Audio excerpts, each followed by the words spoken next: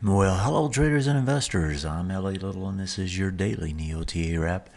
We take a look at these markets, doing it from a neoclassical perspective. That means each time we're asking ourselves what happened today and what might it tell us about the coming ones. I do the show 4 times a week, every Monday through Thursdays, broadcast at 10 o'clock Eastern Time. Archived on YouTube. It's under the channel LA Little. If you want to subscribe and you haven't, just reach up in the right hand corner and do so. Anytime I push public content, you'll get a notification. It's a good way to keep up with what's going on. Let's see what's going on today. And if we look at the numbers here, what do we have? We have the Russell up 0.5%, NDX, NASDAQ up a little less than 0.25% or so, S&P up 0.5%, broad market 50.58, Dow Jones also 0.6. Overseas, the FTSE was up, but we had the DAX, the CACs, all those were down. Down South America, it looks like we had some gains. And if we move over, the bonds had a nice rally today. They started lows and went highs. There's Switzerland also up on the day. And then Asia proper, pretty much down across the board.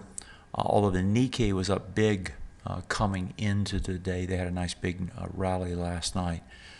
So it's interesting to me because I didn't do a show, or I don't do a show on Fridays. But if I go back and I look at what was happening with respect to the markets, and show that I did for the subscribers, I talked about the ideal that we had bearish engulfings on Friday in many of the sectors. And I kind of expected that we might get some carryover as a result of that. But that's not what happened, right? We actually just went right back up again. And it's been this way for so long, and you can see it here. You got no volume, but they're not going to give it up. And they still don't give it up, and they're still holding this upper range. There's the range. You got a swing point low here, almost broke on Friday, but they didn't break it today. They bounced it right back up the other way. You kind of had the range back here before. Now you got this slightly higher range, and it just keeps grinding sideways, and it's been doing it for 2 months. And doesn't look like it's going to give it up anytime soon. So right now, every time we get something that looks like it may be something a little bit larger, the buyers just step back in. So that's the S&P 500. If we look at the NASDAQ, a little bit of a grind higher there, really nothing special. Just a little bit of grind. Same thing with the NDX. And if we go over the Russell actually had another good day. Russell, just like the Dow, grinds back up inside the range. Now, do note that in neoclassical, when we see this kind of a pattern, in other words, we have a wider price spread day and the next day is an inside day, it really doesn't matter if it goes up or goes down. It's a no-tell day. It doesn't really tell you anything. And that's because typically you're not testing anything of importance, and so there's nothing significant to compare to. And so, with that caveat, yeah, we had a positive day. We had the negative things on Friday, didn't carry through today. In other words, we got to bounce up instead of down. But at the same time, you have to recognize that it's an inside day, and inside days typically don't tell you very much. Moving over to Europe, let's look and see what happened there. So the DAX test down. Okay, so now the DAX is almost into that bar we've been watching for. Got very close to it, and that's just bottom of this area here.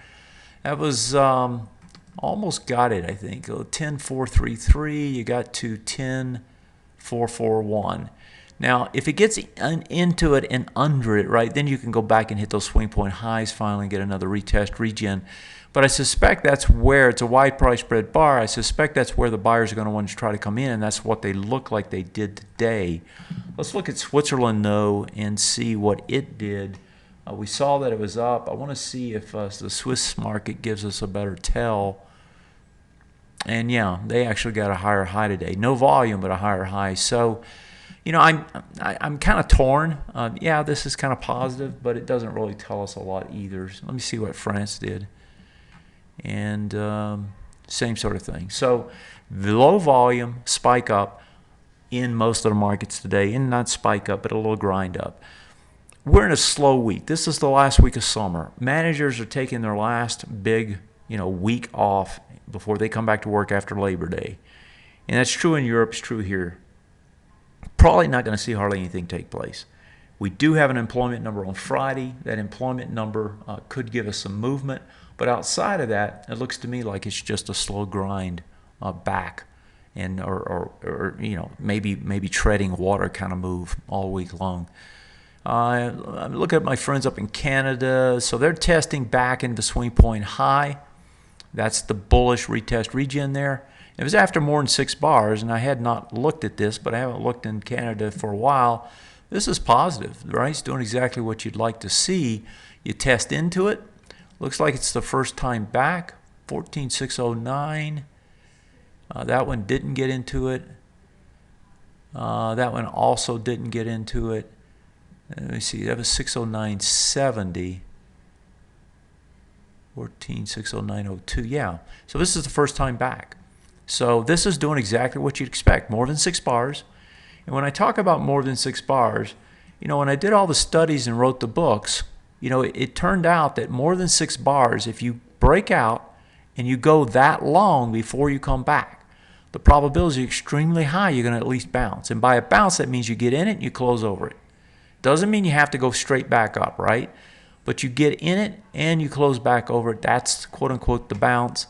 Probabilities are like 92%, right? Very high. And so, they're getting what they should. That one actually looks like it can continue.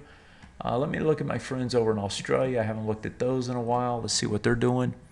Now, they were fading back in the last time I looked, and they still are, and they're breaking swing point lows. The problem with a stronger dollar is it's going to hurt China in particular, and it's going to hurt all those companies that sell to China.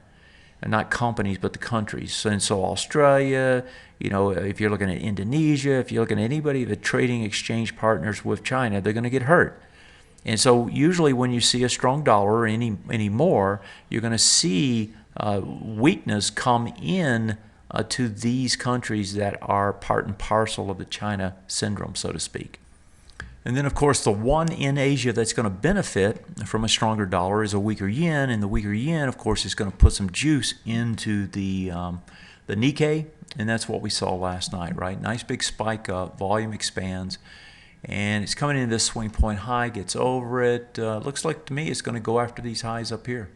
So, I would expect that you're going to test them and you're going to try to get over them as long as the yen continues to weaken. And I think that's the big story there. And so you want to have the wind at your back.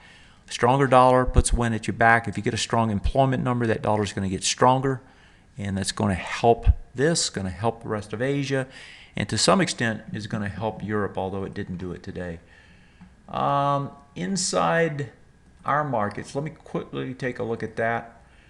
Because, like I was saying, the major sectors got bearish engulfings.